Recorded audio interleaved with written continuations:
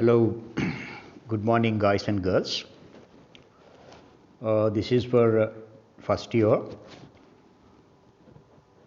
Our today's session. Welcome to our today's class session. So, in earlier, we had a discussion on conversation, that is, introducing yourself in a formal situation, where we have come across with a number of exercises and what are the steps that are required, in order to start a conversation in a formal situation. And now, today, we are going to have a discussion on reading passage, which I have told you when I introduced our syllabus.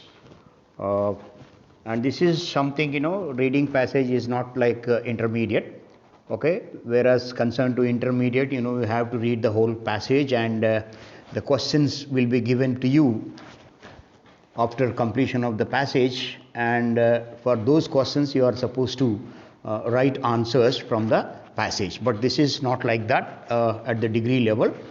You have to go through the entire passage, since this passage may come as a long question or a short question also. So that is why it is very interesting, in fact, and sometimes it has become very compulsory, to read all the passages, right?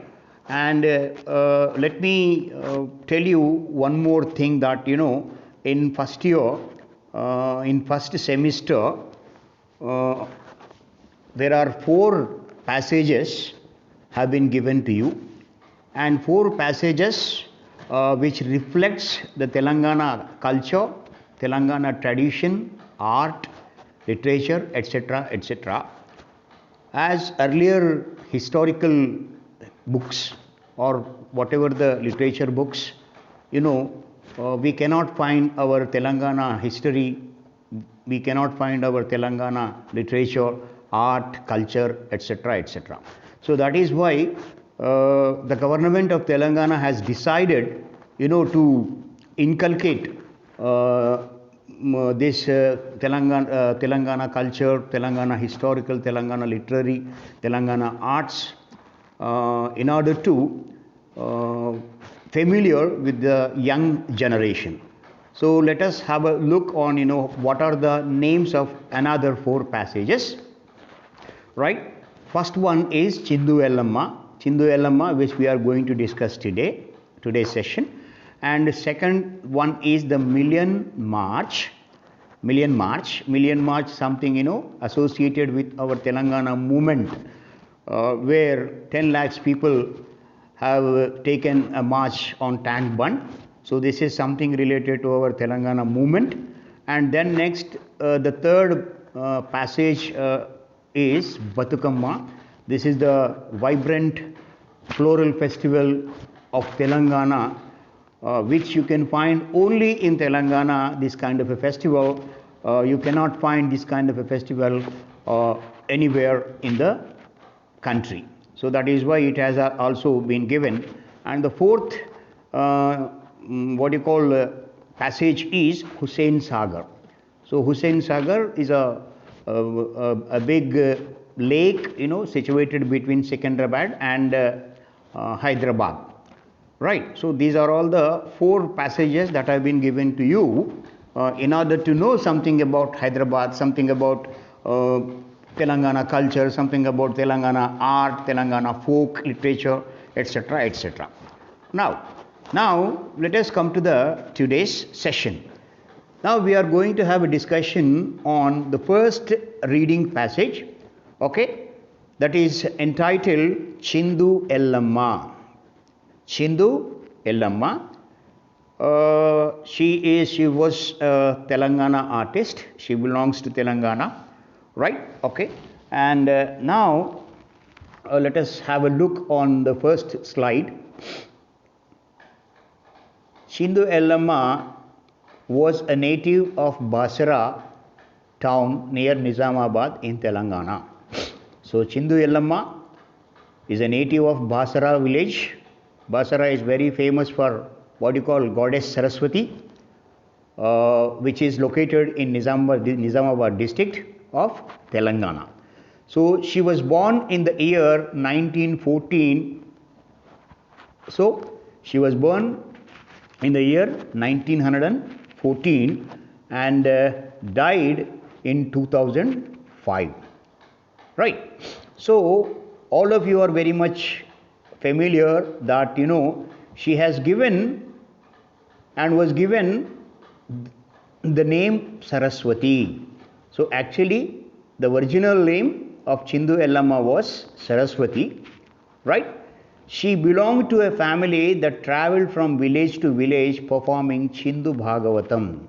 So there were they were like gypsies. Those who cannot settle at a particular place or a particular village or a particular town. So they have to travel from village to village by performing Chindu Bhagavatam. This is a kind of nomadic performance, particularly in villages, right? So their family, including herself, they used to travel from village to village performing Chindu Bhagavatam art. And this is a kind of, as I have told you, a folk theatre art form. Particularly, we can find only in Telangana. So, what happened? She decided her life in service to the goddess Ellamma in the hope to restore her father's sight. So, her father was, suffering from eyesight. So, what Ellamma did? She dedicated herself in service to the goddess Ellamma. Ellamma is a village, goddess, very powerful. Most of you might have not known this goddess name, but in villages this is very much familiar goddess, who protects from all kinds of, diseases. So that is why what Ellamma did, Chindu Ellamma did, she decided to dedicate herself, in the service to the goddess of Ellamma, so that what she thought, Ellamma goddess will definitely restore her father's eyesight. Right? When her father reacquired his sight, she renamed herself as Chindu Ellamma.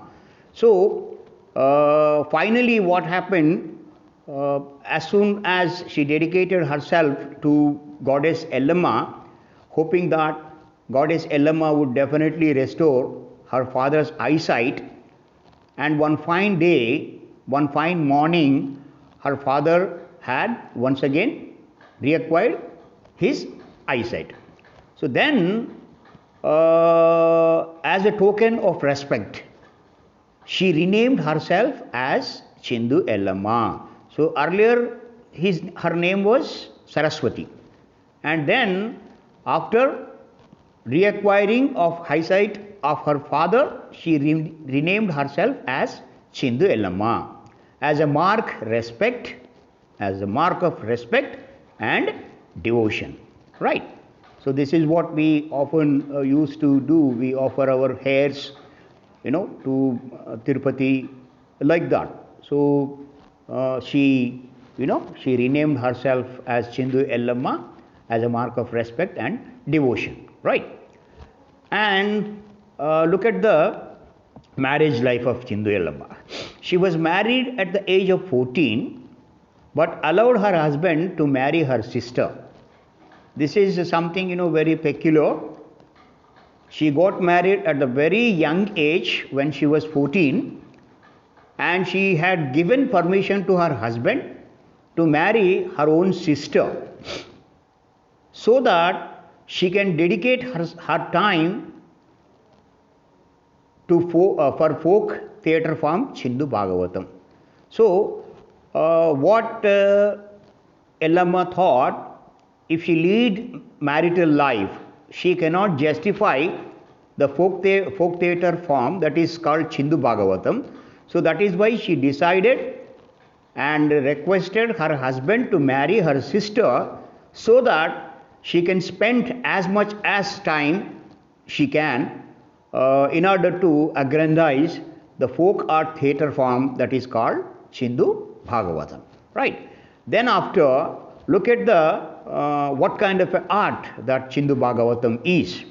This art form is a version of Bhagavatam. So Chindu Yellamma is nothing but it is a version of Bhagavatam, essence of all Vedas. So I think all of you are very much known to 4 Vedas, Rig Veda, Yajur Veda, Samaveda, Atharvana Veda. So this art is nothing but it is a form, version of Bhagavatam, essence of all Vedas, characteristic of a nomadic community from Telangana. Nomadic community means there in the first beginning itself I have told you that, they never settle down at a particular place. They have to travel, they keep on traveling like gypsies in order to perform Chindu Bhagavatam art. Right? So, Chindu, the art is version of Bhagavatam, essence of all Vedas, nomadic community from Telangana.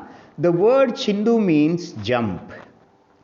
Actually, the exact meaning of Chindu actually is a Telugu word, okay, and that means jump, right, which is derived from the manner of community, okay, which is derived from the manner of community presentation, and their true presentation uses leaps and jumps. So in Chindu Bhagavatam there will be 2, 3 or 4 performers will be there. Their primary duty is to leap and jump. So that is why the name of this art, is Chindu Bhagavatam, right? In Telangana region, there are 800 Chindu Bhagavatam troops. So according to the sources, in Telangana region, there are 800 Chindu Bhagavatam troops, right? Each troop is made of 15 male skilled performers. So each troop, 800 troops are there in Telangana region, and in each troop we can find 15 male skilled performers. So in each group comprises, right, consisting of 15 male skilled performers, right? They are not ordinary people, skilled, right? And known as Chindulolu. So these fellows are being known as Chindulolu, these 15 members. So in Telangana region, there are 800 Chindu Bhagavatam troops. In each troop, we can come across with, 15 skilled male performers. They are trained in various arts, including singing, makeup, and playing instruments. So as we have come across in the earlier line, they are very much skilled performers because they are trained in various arts, like singing. That means they are good singers, and makeup. Whereas concerned to makeup, also they are very experts. And then next, playing instruments. So they are also musicians, also singers, makeup man, as well as music directors also. That means they can play music very much. Instruments such as harmonium. Harmonium is a musical instrument which we can find in various places. Then like cymbals and dholak. Right? These are the instruments that used by Chindulolu. That means the 15 persons who have been trained earlier. Then next, Chindu was an exceptional artist who performed with a sense of dignity and reverence to make Chindu Bhagavatam popular among masses. So this is what, the difference between, the way you think. So whatever the work, you do, whatever the duty that you do, you have to do it dedicatively. So this is what, Chindu Yellamma differ from all others. This kind of a characteristic quality that made her a different kind of a lady, we can say. What she decided?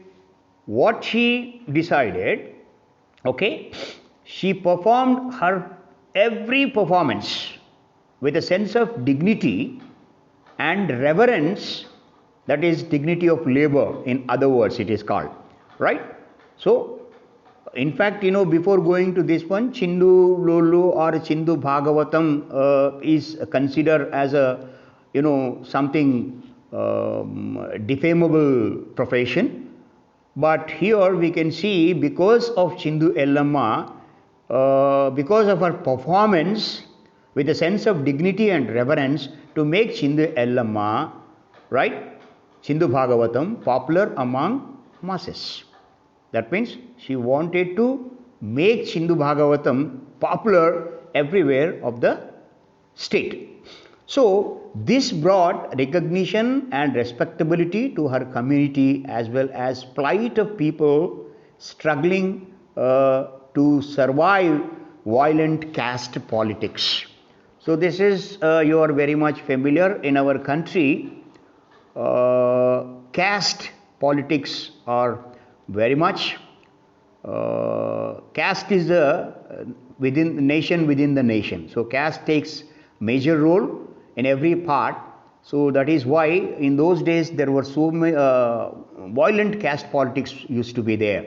So in order to protect themselves, in order to make some kind of a dignity to their profession, to their community, she brought what you call recognition and respectability to the performance Chindu Bhagavatam, as well as to their own community also, who used to be regarded as the defamable person, or what you call suppressed people, right? And then next, Chindu was an exceptional artist who performed with a sense of dignity. Okay, this is completed. And during pre-independence time, the upper caste community Doras. So before independence, our Telangana state used to ruled by upper class communities like Doras, right? There are number of upper class people who used to be there, like Deshpandes, Karanas and Doras. So our during pre-independence time, the upper caste community Doras, they frequently organize the folk art in their villages to ensure divine blessings and prosperity. So Doras used to call this Chindulolu in order to perform Chindu Bhagavatam at their villages, okay, to ensure divine blessings and prosperity. What they thought, if this Chindulolu blesses, right, to a particular village, that village will, remain with all kind of prosperity. This kind of a belief, this kind of a trust was there. So that is why these upper caste Doras used to call them in order to perform their Chindu Bhagavatam folk art in their villages. And what happened, this opportunity was used by Chindu to combine performance with moral anecdotes. So this is a kind of chance, this is a kind of opportunity that Chindu Ellamma found. And what she did, she tried to combine performances with moral anecdotes in the hope to get better treatment from Doras. So moral stories or moral anecdotes used to be joined whenever Chindu Ellamma used to perform her Chindu Bhagavatam art. So she used to join the moral anecdotes, right, moral stories, in order to get better treatment from the Doras. The story of Chindu Ellamma earned immense respect and recognition.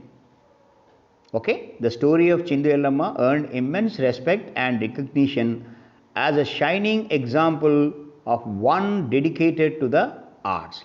So she herself dedicated to this performance, okay, and for that, she sacrificed her marriage life also, as we have discussed earlier, that she requested her husband to marry her own sister so that she can spend as much as time she can to this performance in order to increase, in order to become more popular, this art to the masses. So this is what, this is what the characteristic of quality that made her, earned her immense respect and recognition as a shining example of one dedicated to the arts, even among urban audience after it was introduced by Nataraja Ramakrishnan. This is one more important thing, earlier Chindu Bhagavatam used to famous at the village areas. But when she met Nataraja Ramakrishna, who was the chairman of the Sangeeta Nataka Academy, then next Chindu Bhagavatam has become more popular to the urban society also. So this is what, regarding Chindu Ellamma, the folk art of Telangana. Nowadays we cannot see Chindu Bhagavatam. Nowadays it is not taking place. So that is why the intention of introducing these kind of what you call paragraphs, passages, Chindu Ellamma, the Marian March and Bathukamma, Hussain Sagar, that will provide to the young generation to understand, what kind of a culture we had, what kind of a literature we had, what kind of a festivals that we used to have in earlier period. The intention was like that. So, and then next, in our today's class, this class is over, reading passage is over. Now let us go to the what you call expansion of a sentence into a paragraph. Expansion of a sentence into a paragraph. So this kind of exercises you might have been doing since 10th standard, right? Here also it is prescribed for us, how a sentence can be expanded into a paragraph. Now let us have a look. What is a paragraph? This has to be discussed primarily, right? A paragraph is a group of sentences that expresses an idea. It has a topic sentence, right? It has a topic sentence with many supporting ideas written sequence. So a paragraph is nothing but a group of sentences, right, that expresses an idea. It has a topic sentence with many supporting ideas written in a sequence. A paragraph consists of three main parts, namely. So the paragraph consists of three main parts. What are they? Topic, number one, topic sentence. Number one, topic sentence. Number two, supporting sentences. Supporting sentences. And number three, closing sentences. Right? Closing sentence. So now, look at the first point, a topical sentence expressing the central idea. The first part of a paragraph, that is, just now I told you that is topic sentence. So what topic sentence denotes?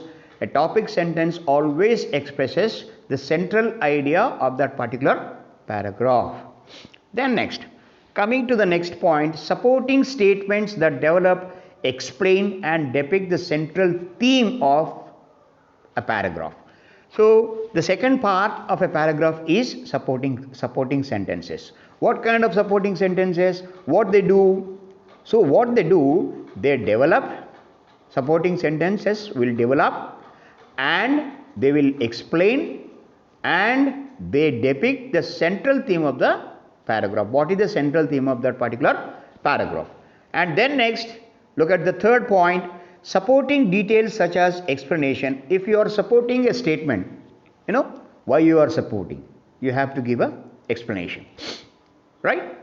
And reasons also, why you are not liking it. What are the reasons that you don't like that particular topic or that particular subject, right? You have to give the reasons also.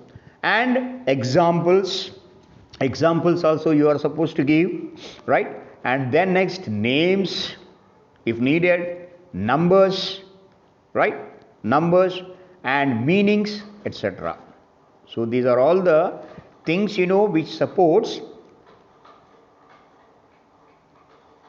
supporting sentences, by giving explanations, by giving reasons, by giving examples, by giving names, by giving numbers, by giving meanings also. And then next, come to the fourth one, that is a concluding sentence. So what is the function of concluding sentence? A concluding sentence that summarizes the idea. The concluding sentence will summarize the whole idea of that sentence, right? Then three important principles of a paragraph structure are what important principles that are supposed to be maintained in a paragraph structure, right? Unity is much more needed, to write any kind of a paragraph, right? The foremost principle to be observed in constructing a paragraph is that of unity. The first and basic important point is to construct paragraph with unity, right? Giving a short title or heading to each paragraph is advisable. So side headings also important to write, right? The topic, theme or subject of a paragraph is generally expressed in the first sentence, called topical or key sentence. What is the topic or what is the theme of what is the subject of a paragraph is generally expressed in the first sentence. In the first sentence you have to express what is the topic and what is the theme, what is the subject of that particular paragraph, which is called topical or key sentence. And then next, order. The second principle is order of a sentences. The sentence should be arranged logically in sequence of connecting thoughts. They have to arrange sequentially, not in a hodgepodge manner, not in a zigzag manner. They have to arrange, in a sequential, logical manner, right? The two most important sentences are first, that is a topical sentence, and the last is conclusion, right? The two most important sentences are first one, okay, unity.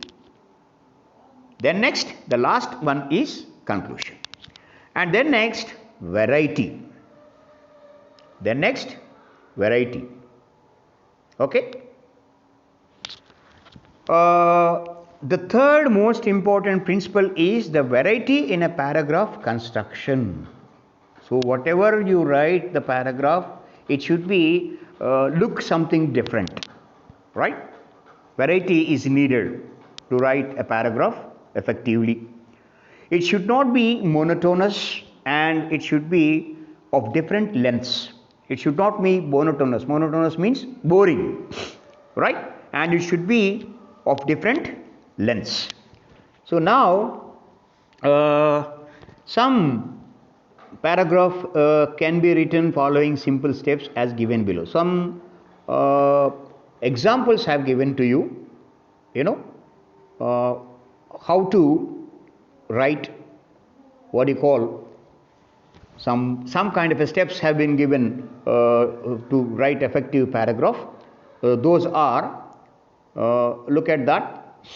Number one, gather all ideas or facts related to the topic and note down words and phrases. First of all, whichever the topic or whichever the paragraph that you are going to write down, you have to collect all the ideas, you have to collect all the facts related to that particular topic.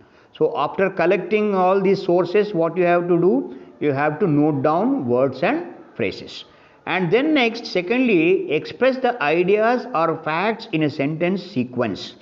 So whatever the ideas that are related to the topic, you have to express them with facts sequentially.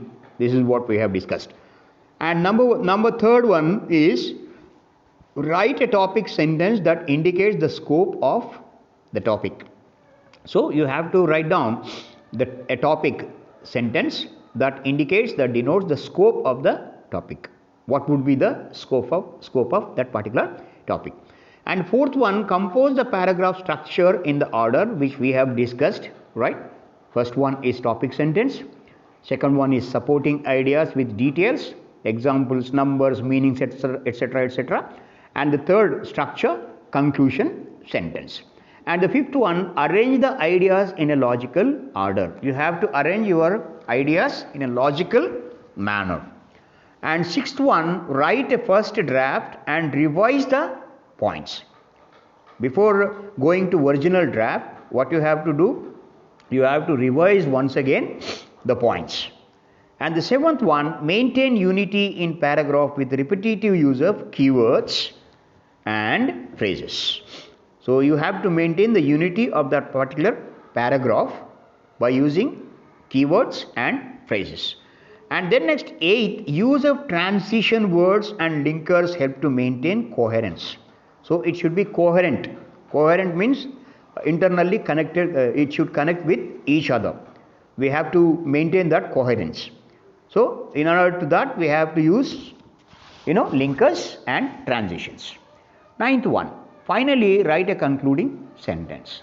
So this is the ninth step where you have to write down the concluding sentence. And then next, 10th, proofread the document for grammar, punctuation and spelling. So after completion of your entire paragraph writing, what you have to do, you have to proofread it. Proofread means meticulous reading so that you can find any mistakes that occurred while writing paragraph or while writing essay or while writing anything of grammar, of punctuation and spelling and so on. So one example I have given to you from your textbook itself. Just have a look on that. The topic of a sentence: of all animals, dogs make wonderful pets. So this is the topic sentence. Okay, it denotes, of all animals, dogs make wonderful pets, right? So now how we have to expand that particular line or a sentence into paragraph? Just have a look on this. Of all animals, dogs make wonderful pets. So if you take any animal, but dogs are something different that make them wonderful pets.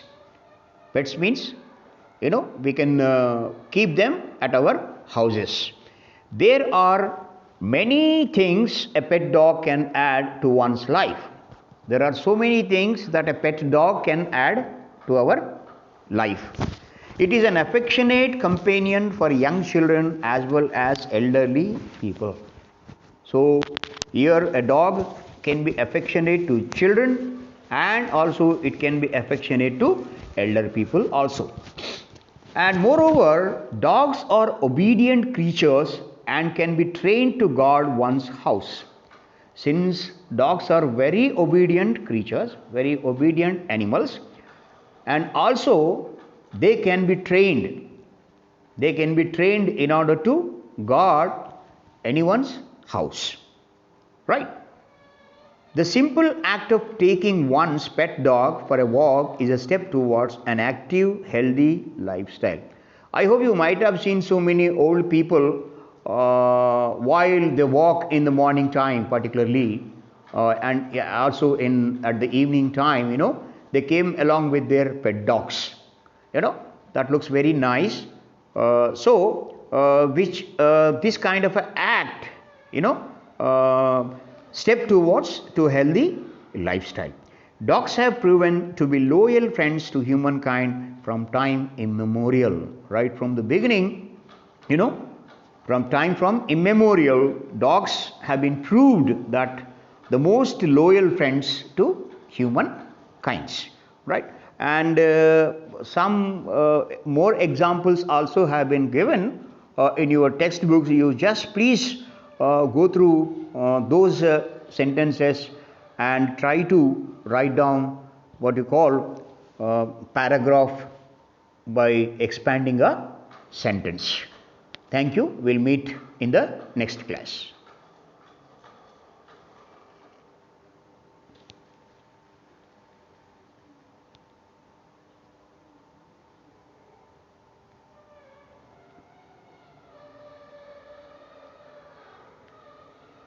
Right.